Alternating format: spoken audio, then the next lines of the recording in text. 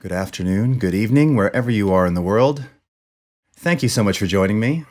My name is Jason Levine, Principal Worldwide Evangelist for Adobe Creative Cloud. And in this 6-part series, this being part 2, How to Make Great Video, today we're going to cover how to fix common video and audio issues that you will likely encounter regardless of what you shoot with. So whether you're shooting with your iPhone or you're shooting with a pro camera or a DSLR or anything, capturing audio from said cameras or perhaps capturing it with a secondary audio device. There's lots of little cool things that you can do just to kind of improve the sound, improve the look, and fix some common problems. Things like handheld footage, which is inherently shaky. It needs to be stabilized. Very easy to apply stabilization both on the Premiere Pro side and in After Effects, which we're actually going to start with today. Also, not only will we be showcasing new video techniques and editing features every week, I'll also be featuring a different coffee cup. Last week it was Winnie the Pooh. This week it is the Beatles' Yellow Submarine. So important stuff, I know, important stuff. Okay, so let's start here in After Effects and talk about actually a new feature that just came to After Effects called Camera Shake Deblur. And actually, we're going to work on this clip here. So let me go ahead. The first thing you're going to do when you want to begin working in After Effects is we're going to take this video that I have here, and I'm going to drag it down onto the new composition icon here. And this will automatically make a composition for me in the correct frame size, frame rate, aspect ratio. If you're completely new to After Effects, much like I showed you last week in Premiere when we were talking about getting started there, you can also right-click or control-click on a video inside After Effects project panel and choose New Comp from Selection. So this is very similar to doing the new sequence from clip. Same kind of concept.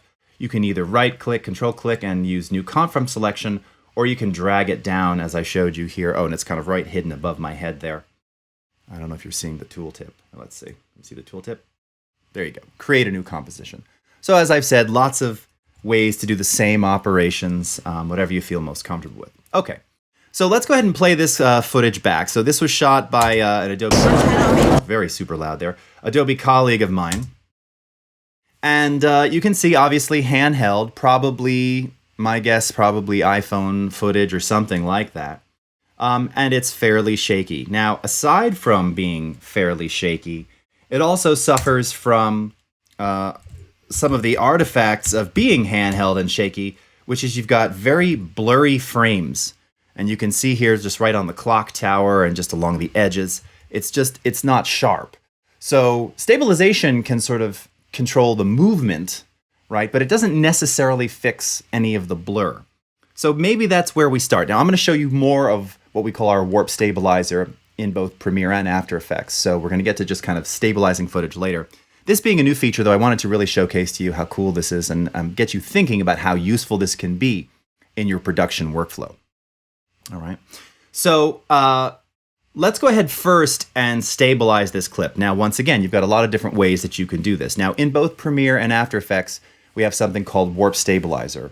On the After Effects side, it's referred to as Warp Stabilizer VFX, largely because we just give you more information. Stabilization is all about sort of tracking points in the frame and figuring out how to stabilize and how to potentially rescale and then recrop to fit the frame. So you're going to find that you have more options here. Again, if we wanted to apply the warp stabilizer to this clip to kind of fix that handheld shakiness of it, right-click, control-click on the clip in the comp, and you'll see that you have Warp Stabilizer VFX, and we can apply it that way. Or you can go up to the Effects and Presets panel. Now again, your workspaces may look a little bit differently. This is one that I kind of customized for the stream based off of the default workspace. Effects and Presets panel. If you type in Warp down in the Distort menu, here you'll see Warp Stabilizer VFX. And you can drag that right onto the video clip inside the comp. Now, when you do that, what's going to happen is it's going to begin analyzing in the background. It's going to analyze all of those handheld shaky frames. And if you look up here in the effects controls, it's actually processing this right now. Now, what's essential about telling you that it's happening in the background, and what's cool about that and what you should know as an editor compositor is that this means that you can work on other comps in After Effects. Similarly, you can work on other sequences in Premiere because it's processing in the background. And depending upon the length of your clip, the size, obviously if it's 720p versus 2160p, it'll take a little bit longer or less time, to stabilize, again, just depending upon the nature of the media. So, like that though, in the amount of time it allowed me to tell you about that, I'm all tongues this morning. It's been stabilized. So let's go ahead, we'll wind this back, and let's play it back now. All right. And right away you can see that it's definitely more stable. I mean, it's hardly moving at all. It's actually quite nice. Now it's catching up to real time here. Wait until this sort of cache all those frames. There we go. All right. So it looks pretty good, but you can see there's still a couple of frames that are blurry. That really, again, it fixed the motion. And if we were just using this as a quick cutaway, we could probably get away with it. But there's a couple frames that I just don't like. Now, I just want to point out one thing here while we're doing this so you can kind of see the before and after in real time. After Effects has what's known as uninterrupted preview, much like uninterrupted playback in Premiere. So inside the effects controls, if I turn off the warp stabilizer, it keeps playing. So here it is without the stabilizer. And if I turn it back on, there it is stabilized. Before and after. And I laugh because this is the, if you ever watched Blazing Saddles, the gunslinger, he's like, oh no, this is my shooting hand, So you can see really, I mean, I like to think when I'm shooting with my iPhone that I'm pretty steady, but your body moves, right? You're breathing, you're inhaling, your shoulders. So it's kind of amazing how much movement gets captured. And obviously, potentially the smaller the device, the more shake you're going to have. So it really can solve a lot of problems very quickly, and it can be quite dramatic. Is it going to solve everything? Probably not. You just have to try it. But it can amaze you. Now, once again, and I'm going to wind specifically to a frame that I noticed was just continuously blurry.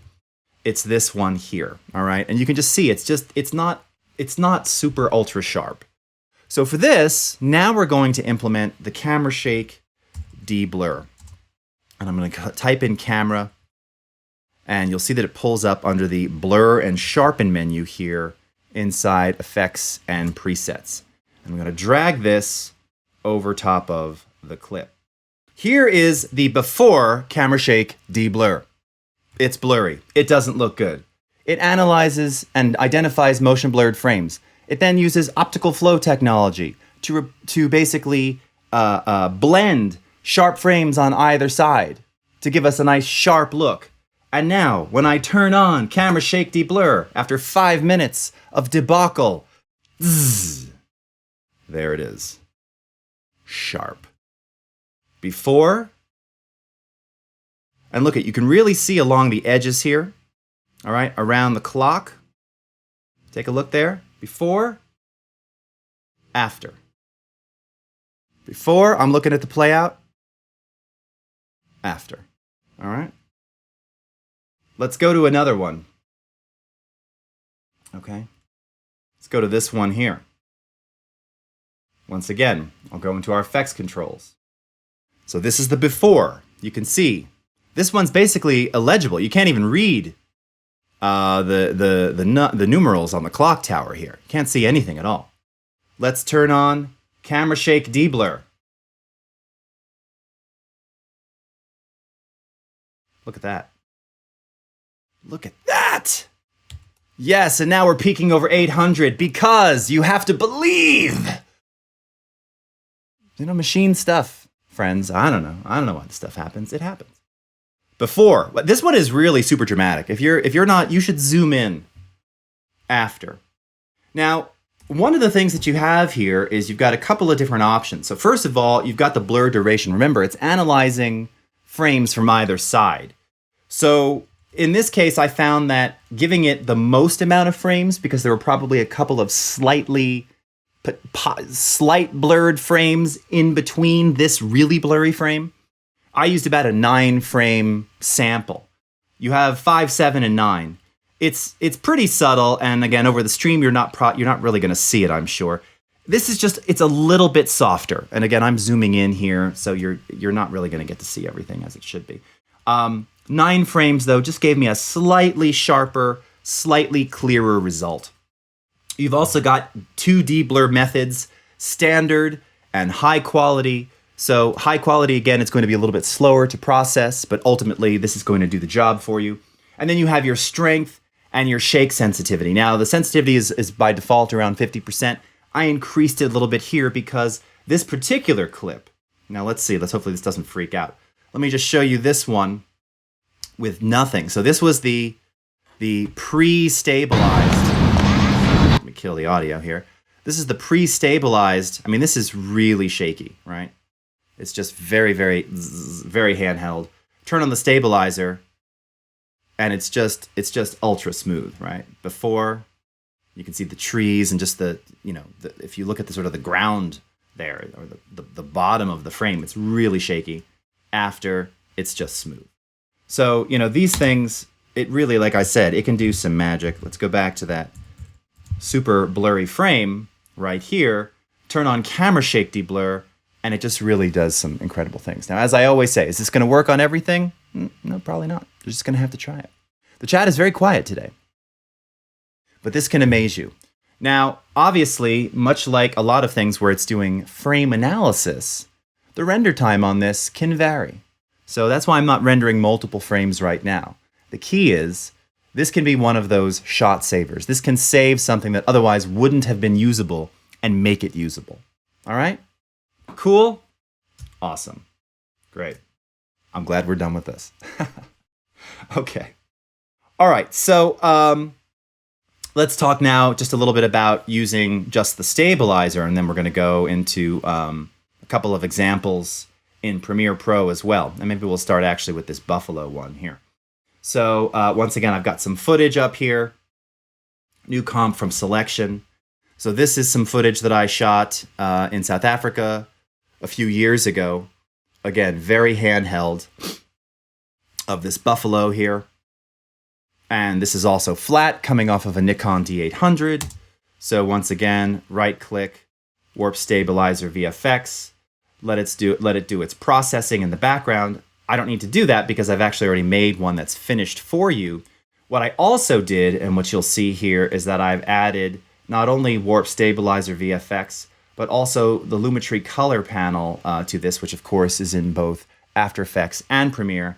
And by just doing a couple of basic corrections, and I think I added a LUT on here as well. Yep, so here's one of our Gold Rush LUTs. I did a little adjustment of the highlight tints, and that's about it. Take a quick look at this now. Kill the sound here. All right, wait until we get those frames kind of cached. So let me go ahead and turn everything off. So again, here's the pre-stabilized, pre-graded. Let's go ahead and turn on stabilized. Now you'll notice, of course, it had to scale up. And people always ask, why is that? Why does it do that? Well, again, because what's happening is that as the camera's moving, effectively you'd have black bars around the frame because you're not in 1080p anymore. You're not in proper 2160p. So you're going to have these black lines. So it has to actually scale it up a bit to fill the frame. Now, in this latest iteration, and let's go ahead and turn on Lumetri, you'll actually see that it scales up. It's able to do more with less. So when the first time we released Warp Stabilizer, we scaled up quite a bit. It's actually scaling quite a bit less now. That's, of course, fully adjustable, and you can see you even have additional scaling controls here. You've also got a couple of different options in terms of the result. And you can see you have options here to either smooth motion.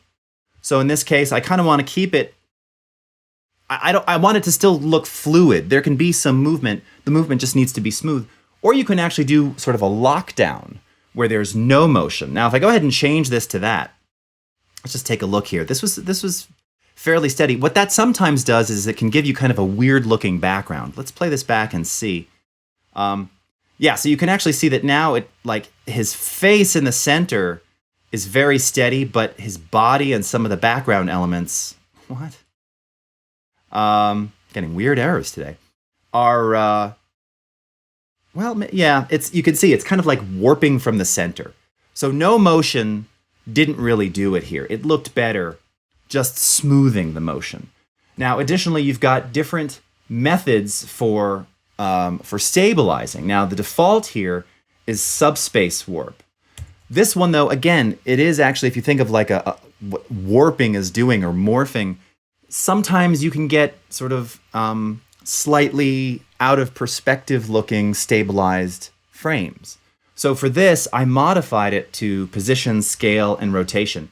And you can the differences are usually very subtle. If I change this to subspace warp, you'll see it restabilizes. Let's play back again. And here, if I take off Lumetri, this will just go a lot faster. It's not bad. If you look at the horns here, they seem to be kind of, if there was a sound for what that would be, it would be sort of But if I go to position, scale, rotation, I just found that visually this one looked just a little more natural. Again, it kind of just smoothed out the motion, and his head is turning too. It's moving while I'm moving. So it kind of preserved all that, but just kept the shot steady, and then add that Lumetri color in there. And it really just pops and really looks awesome. You can see, I love how you can see like all the detail of the flies, you know, on his nose and boogers, right? Let's bounce over now. Oh, I got to relaunch it to Premiere Pro and talk a bit about working with drone footage and maybe doing some corrections on drones, including stabilization. So again, very commonly today, a lot of people are shooting with drones, whether it's DJI, Phantom, or Mavic, or sometimes drones with a GoPro attached to them. There might be some things that you want to do. Now, this particular footage was shot in Iceland by my colleague Terry White, so thank you, Terry, for lending me this footage. And if you just take a look here, there's Terry and Scott Kelby. Move ahead a little bit here. I'm just kind of scrubbing through. I like this shot because you can really see that the horizon is decidedly bent, right? So now this is an older, I think he said this is 2 or 3 generations back in terms of the drone technology he was shooting with at the time. Now the motion on this one is pretty smooth. I don't see any real need to correct or stabilize motion. I do have another example that I'll show you in a moment where we're going to do just that. But what if we wanted to sort of correct the horizon here? Well, we can do lens correction automatically, very similarly to the way that you perform it in Photoshop natively inside of Premiere Pro. So if I go ahead and just drag my effects panel up here, let me just switch my view. All right. In the effects panel, you'll see that we have a preset folder. And in that preset folder, we have a lens distortion removal folder. So this is where we contain some of the presets for working with this particular footage. Now for this one, I'm actually going to choose this GoPro. I think this one actually looks the best. You can see there's also presets for DJI. I don't remember which Phantom. I suppose I could try the Phantom and see. And this media is 1080. So let me go ahead, let's try it. I haven't tried this one. Normally I use the GoPro. But the key is that I'm using a preset here. So I'm going to start with a preset which can then be modified. So let's grab the 1080, drag it right onto here, and right away you can see it flattens out the horizon. If we go into the effects controls, now inside of lens distortion, you see that you have options for adjusting curvature. If I drag this out, you can read all the text here. Vertical decentering, horizontal decentering, vertical prism, horizontal prism, and fill color. All right. So if that's a little too much, you see on the curvature here, I can actually adjust it. So here's where we started, right? And you can just use your eye here to kind of get this back to normal or however you want. All right. And it looks like, frankly, we could use a little bit of the motion effect to also kind of readjust the rotation here on this footage. But now we've got a nice, properly adjusted horizon. And just like in After Effects, I can say, let's turn this off. So there it is before, right? Totally curved. There it is after, corrected. Okay? And this is real time. And by the way, you can also see that I'm even playing this on my machine here on my laptop. You can hear the fans going crazy. This is in full quality. So this lens distortion, this can be used for anything. The presets we have are for DJI and for GoPros, but you can use this on anything. Those presets are just a way to sort of get you started a little bit faster. Okay, so this is super useful. We've had this for several versions already. In fact, yeah, I'm gonna back this off even more. That's the other cool thing. Whoops, that's the other cool thing is that you can continue to make adjustments as it's playing in real time. So this is just such a cool feature. Again, uninterrupted playback. Look at the bridge down here. Look at how bent the bridge is. And again, turn this back on, and it's corrected. Okay? So lens correction, right? Common problems we encounter with video. Distorted, especially if you're using wide angle or fisheye lenses. Handheld shaky footage, come to the rescue with warp stabilizer. Blurred frames, motion blurred frames, come to the rescue with camera shake deblur. Now, something I want to point out, because again, I showed you and started this stuff in After Effects. So what if you're not really an After Effects user? You know, maybe you want to use that effect, but you actually want to do your editing and work on that stuff in Premiere. So I'm just going to show you one thing very quickly here. So from After Effects, if I go back to my project panel, and let's go to, if I wanted, or let's just go ahead and grab the camera shake deblur example. So this is called CSD 1840 After. That's the name of this comp. Using our dynamic link technology, which allows us to work with After Effects comps natively without rendering, I can bring this entire composition after applying this effect into Premiere simply by clicking and dragging. So if I take the composition, I'm left clicking and holding, I'm going to move over to Premiere, and I'm going to drop this inside of Premiere Pro's project panel. Okay? Now if I double click on this, that will bring it into the source monitor, give it a second to load the media, and there it is, okay? Oh, and we've got our audio here, so I'm not gonna worry about that. But I can now take this clip, and you can actually see in the tooltip, this is the After Effects project, so this is not a render.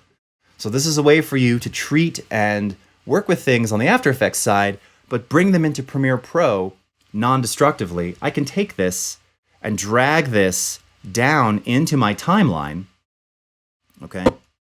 Let's just mute the sound there.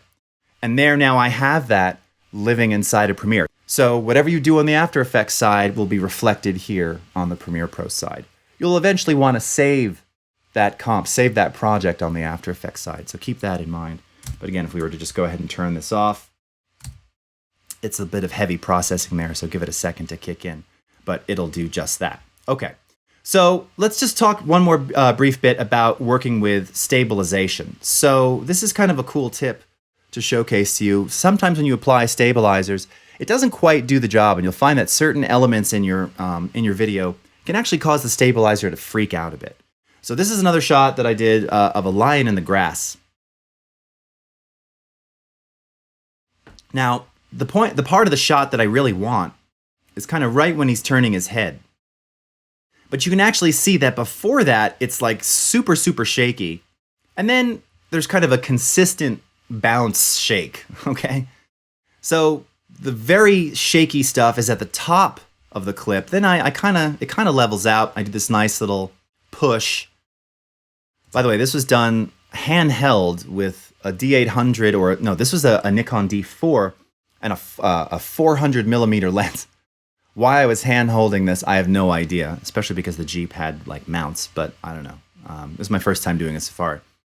So one thing that you can do when you apply the stabilizer, if you find that your results are just not working, trim the clip, trim the piece that you're actually trying to stabilize. So again, I don't really need all, these first couple frames at the top. I really kind of need it right when he does the turn. So if I just come to the side of the clip here, I'm just going to drag this and snap it to our playhead here. By the way, if you want to make sure that snapping is on, that's this little magnet icon here. If you don't have that checked, if that's not blue, it would not snap to the playhead. You can see when I just approach it, it just kind of snaps right there. This is a good way to keep things aligned. And then just drag this over. So now when I go up to effects controls, all right, and I drag in my warp stabilizer, which you can see I've already applied. So again, here's the before. Okay. Let's turn on loop for this, by the way. Here's the before. It's also flat. And here's the after. Very smooth. Even my push, look at the push here. It looks really good. All right, and let's let it wind back. And that's the shot right there. That's what I want. Okay, let's look at that without the stabilizer. Okay, and here it is with.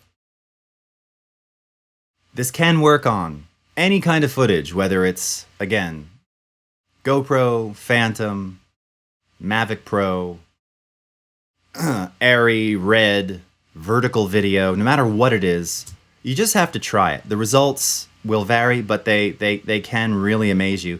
And it can make something that was, kind of unusable suddenly look very nice and very cinematic. Okay? Pretty cool. All right, so just to point out a couple more things here, I talked about smooth motion versus no motion. This is something else that I want to show you here with regard to framing.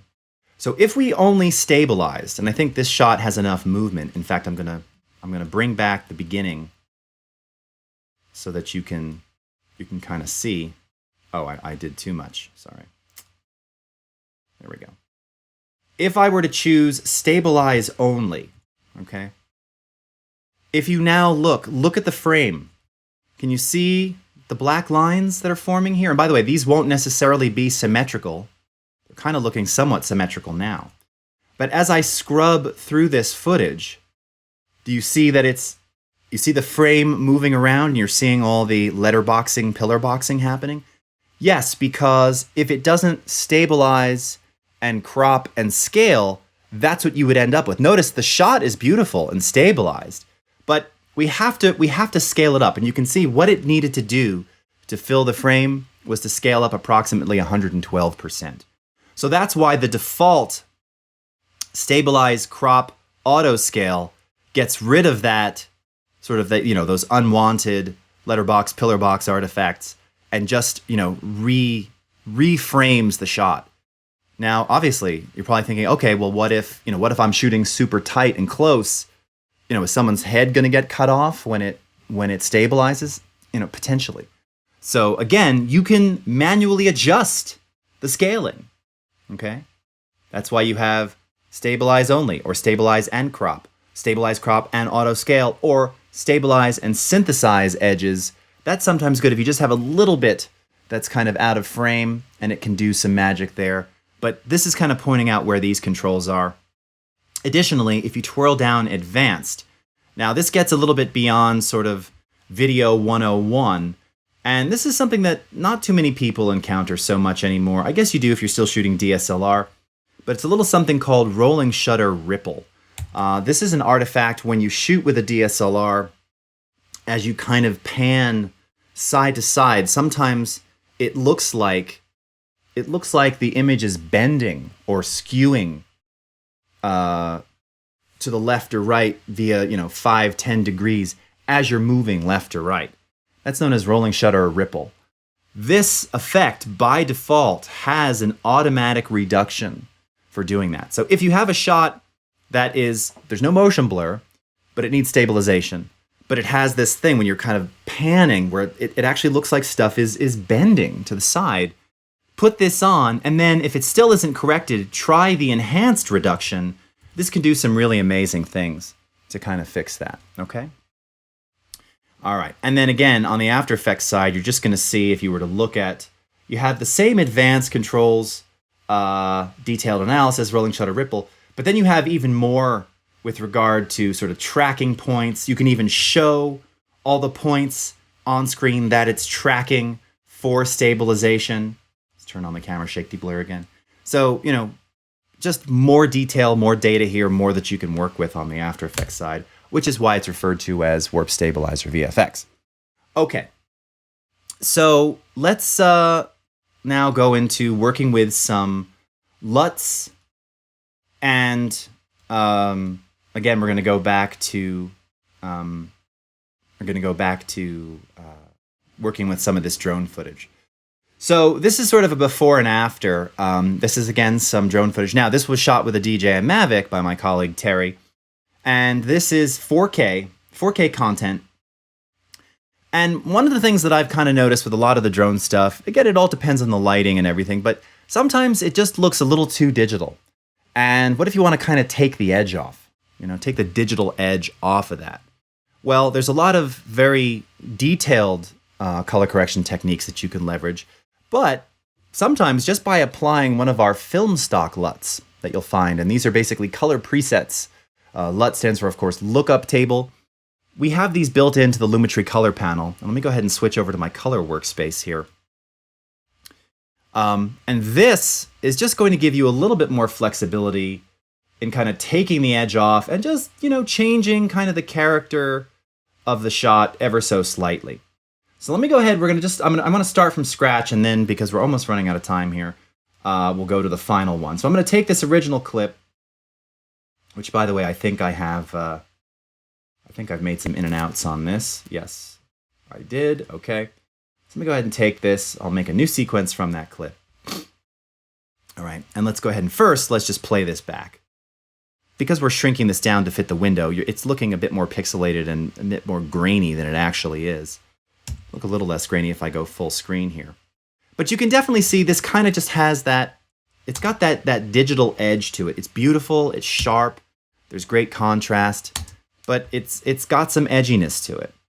So with the clip selected, again, we can go into our Lumetri Color panel. And if you go into your color workspace, you're going to find this, where now you've got a couple of different options. So first and foremost, in the basic correction section of Lumetri, you have all the basic controls that you probably know if you've ever processed an image in Lightroom or Camera Raw. And this includes a white balance eyedropper, temperature and tint controls, exposure, contrast, highlight, shadows, whites and blacks, and a saturation control. Additionally, if you're actually working with HDR content, if you click on the flyout menu here, you'll actually see that you can enable high dynamic range video. And then if you did that, now this is not HDR content, but then you get additional controls, including an HDR specular control and HDR whites. Okay, so this just gives you a little bit more flexibility in treating and doing the basic treatments on that content. So you can do some basic corrections here. So, you know, if we wanted to just first kind of drop some of the highlights a bit, they're looking a bit just slightly blown out. I can see some definition up here. I don't know if it's coming through on the stream, but probably want to drop those a bit, maybe something like that. Additionally, maybe we adjust the contrast, kind of bring that down ever so slightly. Exposure looks good. Shadows, whites, blacks, you get the idea. Okay, but this is where it starts to get cool, in the creative section, because this is where we have a whole bunch of preset looks that you can apply and sort of instantly stylize your content. So here, you'll notice that there is an arrow. Now you've got the option again of using the drop down here, and we could start with something. Now CineSpace, this is going to make this look very crunchy and very, very high contrast. But I tend to like to take the edge off. I like these Fuji and Kodak film stock emulations. And what this refers to, why you see two names here, is that this meant that this is sort of simulating shot on Fuji film, printed on Fuji stock. Shot on Fuji, printed on Kodak. Shot on Kodak, printed on Fuji, okay? So if we start with one of these here, right away, it suddenly has just a different aesthetic. It looks, there's something warmer, richer about it. Still very high contrast here, but it's, I don't know, there's just something really appealing about this. And what you'll notice in the creative panel here is that you've got, obviously, the intensity setting of that look, of that LUT. So you can adjust that. Here's without it. Here's, you know, too intense. And you can kind of find the middle ground, all right? We could even maybe add some faded film, again, to give this, take a little bit more of that edge off and soften it even a bit more, kind of giving it a slightly lower contrast. Just making, again, the grain part of it is okay with me. It's just the trees were looking so crunchy. And now they're looking a lot less crunchy to me. Again, when we're fitting it inside this view, it's just looking more pixelated than it should. You can really see it very nicely. You know, here's sort of the before and the after there. And we can kind of keep moving through this. Let's just go ahead. I'm going to set this back to the defaults here. So here's another one. This is, again, Fuji Eterna 250D. This one I happen to like a lot. Again, just takes a bit of that edge off. Okay, kind of keeps cycling through. And by the way, when you cycle through and you find one that you like, here's some monochrome ones. I happen to think this Kodak 5205, Fuji 3510, I like this one a lot. Now you can really kind of see the green in the trees. It just takes a bit of that digital edge off. And we can adjust, again, with a little slight amount of faded film here, just to kind of give it a slightly lower contrast look. And don't forget, we can continually make changes up inside our basic correction. But one other thing that I wanted to kind of control here, or kind of handle, was the sky. I didn't love the sky up here, and I wanted to kind of see if I could maybe treat just this very blown out white looking sky. And in fact, we can, using a feature in Premiere Pro called HSL Secondaries. So what that's going to do, HSL Secondaries effectively allow us to adjust hue, saturation, and luminance of a specific color range inside of our video. And in this case, this blown out white sky. And then we can refine it, we can remove noise or blur it, or we can correct and recolor it. And HSL Secondaries are commonly used to do color corrections for things like just skin tone. So let's say you do an overall Lumetri look to your video, but you want to, again, give skin tones a bit more punch, a bit more saturation. This is how you do that. So we start that by grabbing inside of the HSL Secondary key section, the set color eyedropper, and we're simply going to take a sample of the sky here. Now, if I want to add additional elements of the sky, and by the way, I can turn on my mask. I'm going to click the plus eyedropper, and I'm going to click in the areas that I need to add back in. And the area that you see in white here is the area that's being affected by this color correction. The area that's in gray will not be, okay? So we want to kind of get that whole horizon in there, but make sure that we're just getting those sections. Now there's some reflections in the water of that blown out sky. So that's going to be affected too. That's okay, all right? We want that. All right, let me just turn off my mask here. Yep, so I can go all the way down to the corners here. Again, I'm gonna add my plus eyedropper. Grab over here, maybe one more, because I'm starting to see the trees through there. And I think that's pretty good. And the horizon, again, looks nice and sharp. You can see like the trees very clearly not being affected by that. So now we've got our mask, right? So at this point, let me go ahead and turn off the mask. I can come down to my refine section. Now, this might seem terribly, this might seem complicated, but again, if you work in design, you've done this on imagery before. Localized color clusters, same kind of thing, where we kind of get the mask, we set the key, now we go and we can refine the key, so we can denoise or blur. Maybe we'll add just a little bit of blur on that, so it doesn't kind of look harsh against the horizon. So I'll do maybe a 0.3 pixel blur on there. And now I can simply make corrections. So if I know that I just want to adjust the basic temperature of this up here, I'm going to grab my temperature slider, and I'm simply going to drag this towards blue. All right, now I can go way extreme. That just looks fake. Maybe if you hadn't seen it before, you wouldn't know. It's starting to look a little fake in the reflections here in the water. So I'm just going to back it off a little bit, but maybe increase saturation, okay? And kind of find that middle ground. Pull in the correction here a little bit. Play this back. And it's looking pretty good. And once again, if I scroll up here, I can before and after the result. Now, again, look up at the top here. Because now the camera's moving, we got to set another area. So I can just take my eyedropper, click in that space, and fill in that section right there, okay? So this can be for like really quick and dirty sky replacements, just to kind of get rid of that white, blown out look. And if I take it further, if I scroll all the way down inside of Lumetri, now I'm gonna go into Vignette. Now I can make this look super cinematic, okay? Just by adding kind of that standard vignetted look, okay? Very quickly. And again, if I were to go into Effects Controls, here's before Lumetri at all. Oh, and my machine's starting to chunk a little bit. By the way, I'm still in full. Normally I would be playing this back in quarter res. So here's before, here's after, before, after. Okay. with a simple LUT, making some basic adjustments to highlights and contrast, adjusting saturation, adjusting intensity, a little bit of faded film, and then using the eyedroppers to select specific color ranges, and then treating those specific ranges of color with the controls via HSL secondaries. And again, that's to be found inside the Lumetri Color panel.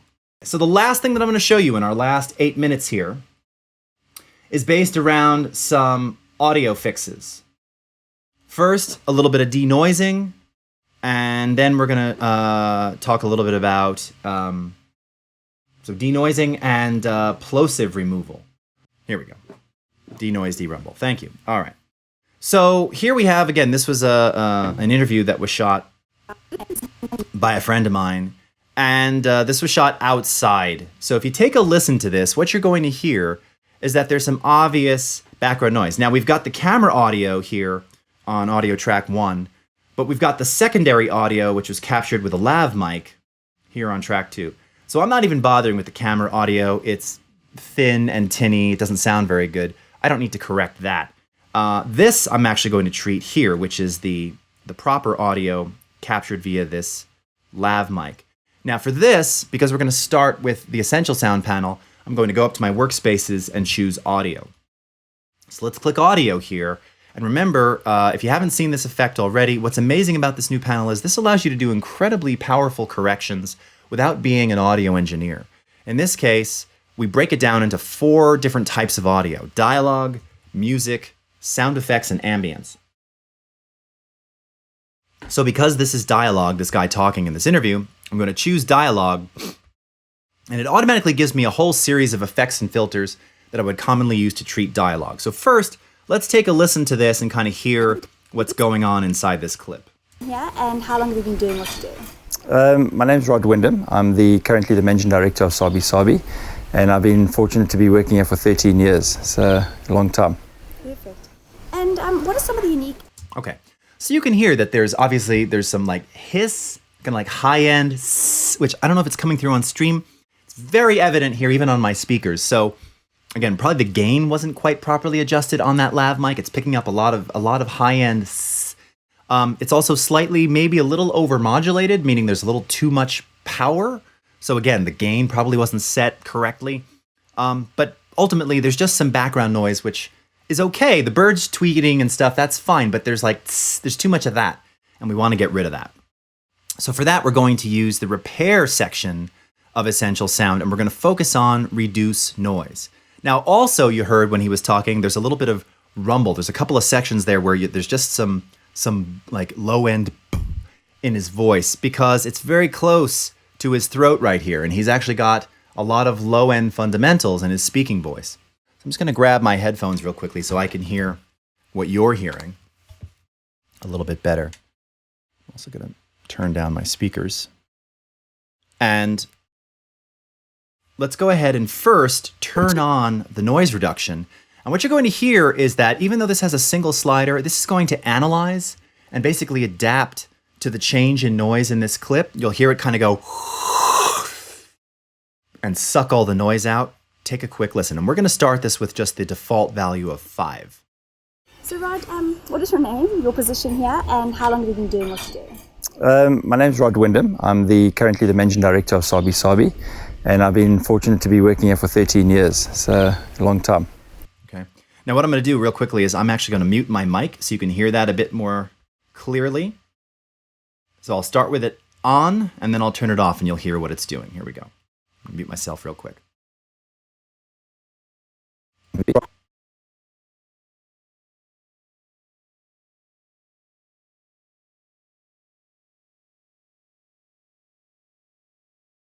So Rod, what is your name, your position here, and how long have you been doing what you do? My name's Rod Wyndham. I'm currently the Managing Director of Sabi Sabi, and I've been fortunate to be working here for 13 years. It's a long time. Perfect. And what are some of the unique aspects about...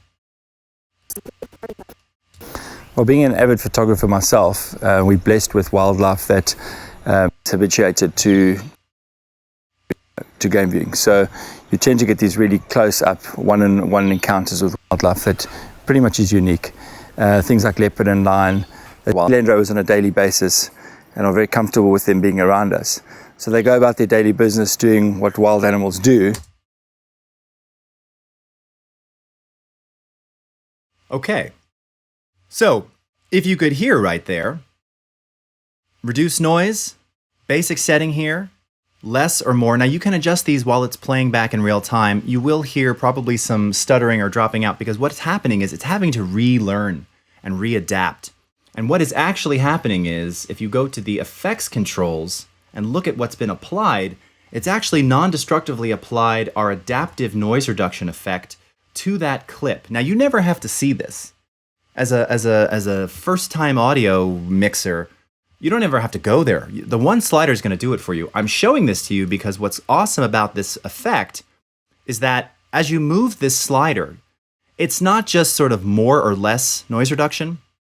If you're looking inside the clip, the effect panel right now, you can see that it's actually reconfiguring pretty much every slider in there to adapt to the changes. So it's not just this reduced noise by more or less. It's adjusting everything to kind of reconfigure that noise reduction. So a single slider, but very powerful tech under the hood. Similarly with reducing rumble, this is a really common problem where there's just kind of momentary, these kinds of things going on. This is applying our FFT filter. And once again, it's doing some pretty complex stuff in terms of the slope of the EQ that it's applying here in the filter underneath the hood. Now, the key with using this noise reduction, this hasn't been cut up or anything, is that you need to have a little bit of noisiness before the talking because it does have to adapt and you'll actually hear it kind of do that and denoise. So this is ideal for longer form sections. With a lot of short clips, I'd recommend going into our track mixer and possibly using one of our other noise reduction effects. Either across the entire track you can use adaptive noise, or even one of our old school obsolete denoiser or spectral noise if you find that you're getting like weird in and out sounds of the noise reduction kicking in. Okay, and the very last thing I will show you here is removing plosives, popping Ps. This is something that a lot of people encounter, again, whether you vlog, whether you do anything with lavs or anything, very commonly encountered where you have those popping Ps. So this is a quick clip that I just made before doing kind of a little audio tutorial, and take a quick listen. Again, I'll mute myself. Actually, I don't even think I need to mute myself, but you'll hear where I have these markers in the clip right here. You'll hear that when I said Premiere Pro and then even the word sequence, there was a lot of air coming out and it actually kind of quickly distorted. Take a listen. And Adobe Audition CC, you can seamlessly move files from the Premiere Pro sequence directly into Audition. All right, and I'm gonna mute just because there's so much fan noise. Take a listen again. From the Premiere Pro sequence direct from the Premiere Pro sequence direct from the Premiere Pro sequence direct. Okay, so could you hear that kind of going on in there? All right. So the key there, of course, is that we want to be able to remove those plosives, but we don't want to change the sound. I obviously have a lot of low-end frequencies in my voice. So we need to just treat the plosive, the popping P, or in the case of sequence, it's just like that burst of air that hit the mic. Well, you can do that, and you can do that with this edit clip and audition functionality that we have between Premiere and Audition. Now, this is not a dynamic link. This is a destructive process, but it's non-destructive because when you send a clip, and in this case, I'm right-clicking or control-clicking from the Premiere Pro timeline, edit clip in Adobe Audition, it actually makes a copy in the Premiere Pro timeline. So your original actually remains untouched, okay? It's gonna send this copy over to Audition. Get this out of here. Where you can see I've got those same markers that we just saw in Premiere, they carry over to Audition. And now that we're in Audition, if we play this back, right at these markers, you're gonna hear those sections again. Sequence directly into Audition, sequence directly into Audition, Pro, sequence directly into Pro, sequence, Pro. Okay, so how do we treat this? Well, if we zoom in, one thing you'll notice when you have popping Ps, plosives, you're going to see that the waveform looks broken. How do you know this is broken? Well, again, Pro. Now, this is another opportunity if you're an audio nerd like me. Pro. Pro. If you use the frequency analysis panel, which you can find under the window menu, you'll see that right when the cursor goes over Pro, you see there's this huge bump in low frequency info over here that just isn't there anywhere else. So you can visually identify where it is, but really the waveform itself, you can see this part looks weird. And if you highlight, you just want to highlight where that plosive is. That's the p. It's not, it doesn't extend over here.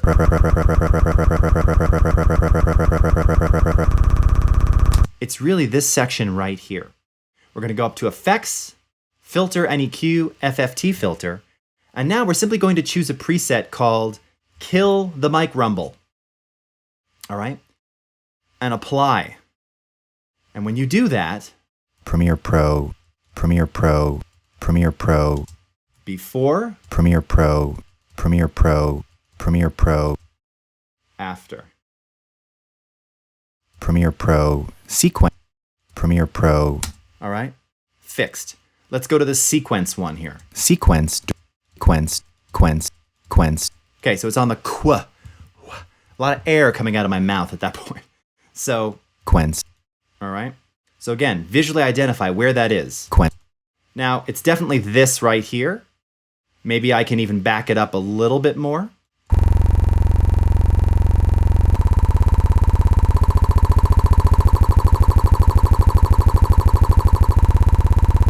Like that.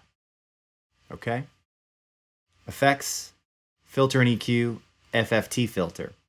Kill the Mic Rumble has already been selected. Click Apply. Wind back. Premiere Pro, sequence, Premiere Pro, sequence, direct. Okay, let's undo it. Sequence. After. Sequence. And I could probably even get a little bit more. It sounds like it actually extended a little bit beyond that. My bad, that's okay. Just the section that we need. Reapply, okay. Audition. Sequence. Nice. Okay. And now that I've made this change, because this started off in Premiere Pro, if I simply do File, Save, and I click back to Premiere, and you're going to see the timeline update very quickly. There it is down there. Now when I wind this back, Pro, move files from the Premiere Pro sequence directly into Audition. Files from the Premiere Pro sequence directly into Audition. It's corrected. All right. So we set it over to Audition, did the correction, go back to Premiere. It's corrected inside the timeline, and we're done. All right. Pretty cool stuff. So, my friends, what did we cover today? We covered removing plosives and popping Ps, denoising audio and de-rumbling audio. Even de-humming can also be done inside the Essential Sound panel. We also talked about applying color LUTs, color presets, looks to your video, whether it's drone footage or any kind of footage, to take some of the digital edge off or to do film stock style emulations.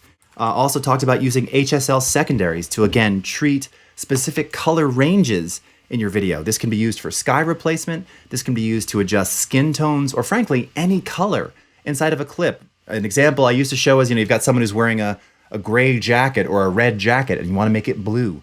You can take a sample of just the colors of the jacket and refine and modify those using HSL secondaries.